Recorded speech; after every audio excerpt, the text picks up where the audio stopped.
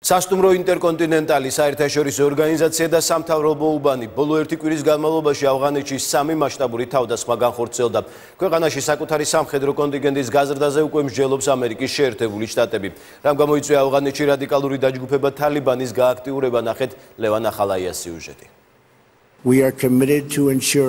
ჩვენ უნდა ვუზრუნველყოთ, რომ ავღანეთი არასდროს იქცეს უსაფრთხო თავშესაფრად ტერორისტებისთვის.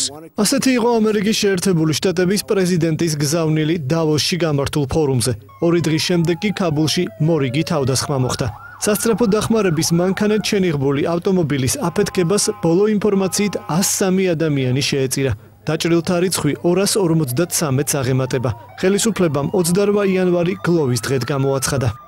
შემთხვევის ადგილთან ახლოს ვიყავი, უამრავი მოკლული და დაჭრილი ჩემი თვალით ვიხილე. ბოლო ერთ კვირაში ქაბულში თავდასხმა უკვე მეორედ მოხდა. ერთი კვირის წინ ბოროტმოქმედები სასტუმრო ინტერკონტინენტალში შეიჭრნენ და მძევლები აიყვანეს. 12 საათიანი ალყის შემდეგ ტერორისტების ლიკვიდაცია მოხერხდა, თუმცა 22 ადამიანი დაიღუპა, მათ შორის იყვნენ უცხოელებიც. ორივე ტერაქტზე პასუხისმგებლობა მოძრაობა თალიბანმა აიღო. მოქალაქეთა ნაწილი ამბობს, რომ ხელისუფლება უსაფრთხოების დასაცავად სათანადო ზომებს არ მიმართავს.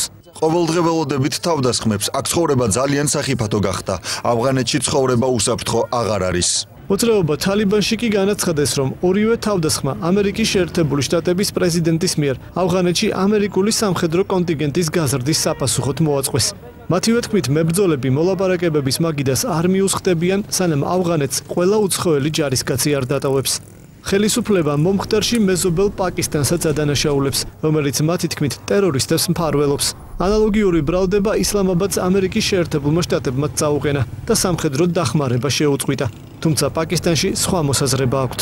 ჩვენ მივეცით ამერიკის შეერთებულ შტატებს თავისუფლად მოქმედების საშუალება, რომ ტერორიზმის წინააღმდეგ ერთად გვებრძოლა.